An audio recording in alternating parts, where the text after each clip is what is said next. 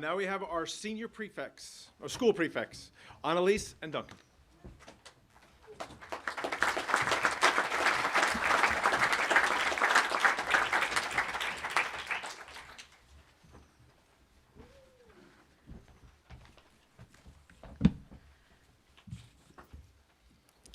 First, I would like to say that I am indebted to this land and its inhabitants for much what I have learned over the past 4 years.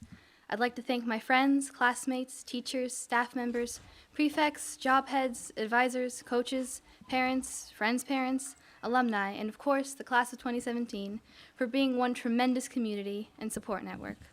All of my classmates have matured immensely and experienced a lot in our time at Midland. We have helped and supported each other, especially through the challenges of living here. Our class in particular has witnessed several big changes in our time here, including a headmaster shift our senior year from Will Graham to Christopher Barnes. Last year, we had discussed how becoming senior leaders, as well as working with a new headmaster, would probably be a challenge. Stepping into new territory as job heads, prefects, and role models is tricky in its own way, and the transition added extra levels of challenge to the shift. But Mr. Graham told us that it was our class's job to lead the school into next year's transition. And what has stuck with me for the past year is Mr. Graham said that he believed in our class specifically to do our job and bring Midland into its next era. And he truly did believe in us, and we believed in ourselves. Now, a year later, I still believe that he was undeniably correct. We stepped into where we have needed to be naturally, and throughout this year, have led and mentored the student body phenomenally, not just as prefects and job heads, but as friends. And with kindness and trust. Each one of us is so uniquely and wholly ourselves. We are so diverse in interests, opinions, and personality, yet we work so well as a collective and have each brought our own strengths and character to the school. Even the 3 students who entered just this year integrated almost seamlessly into our class, and I could list several ways in which each one of them has been a leader or a role model in this community. So we stepped into these roles naturally, as I said, but that's not to be confused with easy, because, as I'm sure we're all aware, living here is not easy. We have faltered, hesitated, accidentally missed our jobs, forgotten a project was due, made a bad call, etc. And yet, here we are, and on the whole, we have excelled, pioneered an incredible year, and we've all got plans to march on to the next great adventure. Just look at this year's Midland Mirror. Because when it comes down to it, Midland is a single stretch on our journey to learn, to lead, to care, and to make our contribution to communities around the world. I'd like to quote some Paul Squibb now to make my point. In one of Squibb's short books of poetry and reflections, From This Hillock, he admits, "Secretly, I feel that after 82 years of varied activities and reading and study and conversation and meditation, I have a broader than average view of the plane on which I was born and raised. I claim no mountaintop revelation, but rather a stumbling, fumbling, trial and error progress up a hill of more than average height." Despite some striking differences, my thoughts about this time in our lives is similar. Well, we're 18 rather than 82, and we know hardly anything at all. But we have learned quite a bit of what we do know and believe atop this hillock that is Midland.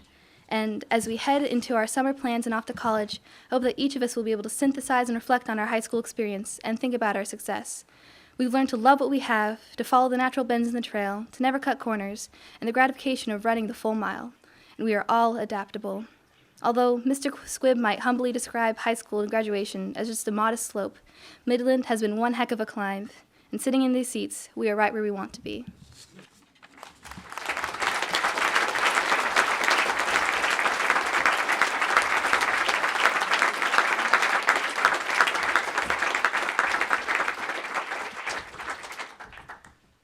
So I was on a run this morning, and on the way back, I heard a rustle in the chaparral to my side. And my first thought was like, oh, crap, rattlesnake. And my second thought was, well, I wouldn't have to give this speech then, would I? Yeah, it was a ground squirrel. How to encompass the day. This is a day we leave, a day we change, a day we close doors. It is a day we leave friends, a day we detach from mentors, a day we promise from the bottom of our hearts that somewhere, somehow, we will meet again. For me, it is the last day I stand on this porch in authority, and the last chance I have to officially prefect my prefectees. And it is the first and last time I will ever speak at my own graduation. We often hold on to the belief that every time we close a door, a new one opens for us to find and explore. In this way, we imagine a world of perpetual opportunity and of perpetual movement, always searching and finding and exploring and closing and searching and finding and on and on and on until we run out of doors to open.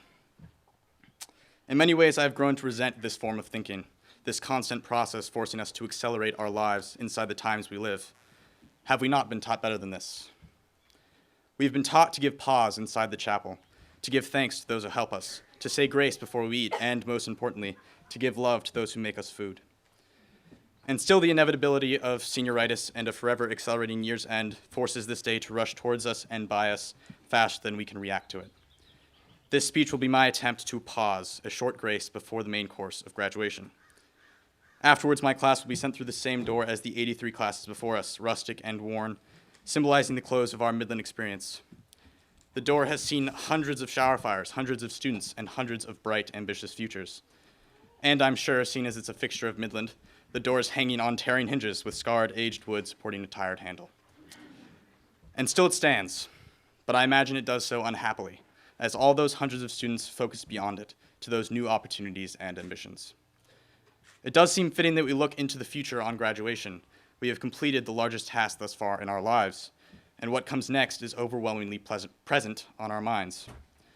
But I also feel it is equally important to look backwards, to appreciate the fact that this end is the end of something, and that we have very little time left to appreciate it fully.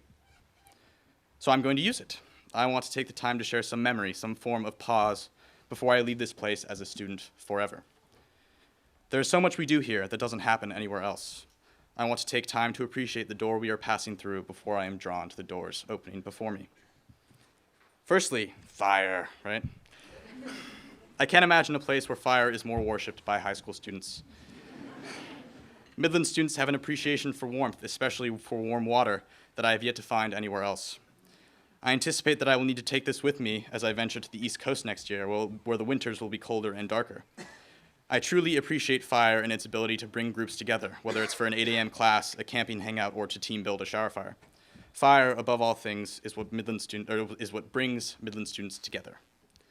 Second, craftsmanship. This one can largely be attributed to Johnny Ninos, but I think he is proud of how well his emphasis on craft has infiltrated the entire school.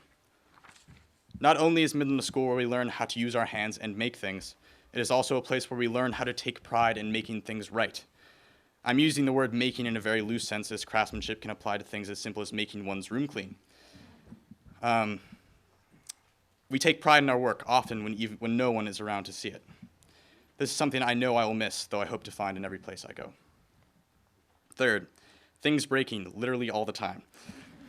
This kind of goes well after discussing craftsmanship because we aren't all great craftsmen all the time. Stuff breaks around here regularly, and it is largely our job to fix it. Yes, we occasionally call for a plumber or a tree processing crew, but the little things get dealt with internally. Often waiters will break Stillman windows while attempting to clean them. I know I have at least twice. That waiter or waiter head, in my case, will then have the honor of learning how to fix it.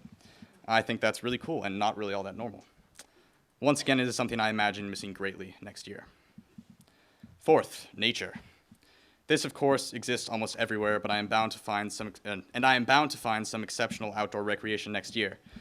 But beyond merely being present, Midland has taught each of its students that there is more to nature than scenery and trails. There is a vast education within the trees, the rocks, the chaparral, and the landscape that is unique to right here. I will miss knowing what the ground is made of and where it has come from and sharing the knowledge with those around me. I will miss the assumption of respect that Midland students hold over the land and the way we react to it. I will miss the persistent camping trips, the stars, and the sweeping golden hills.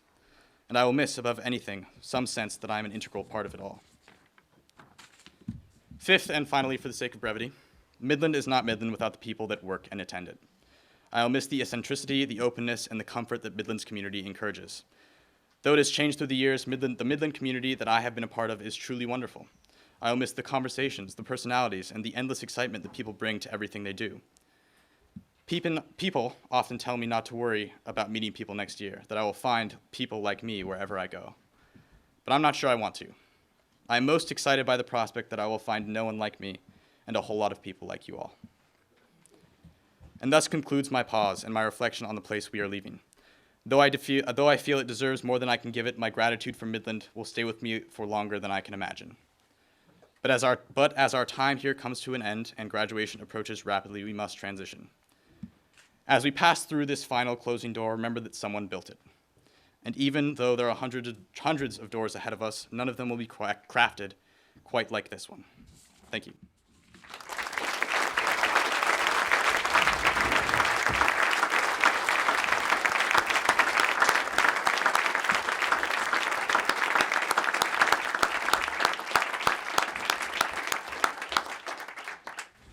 Thank you both.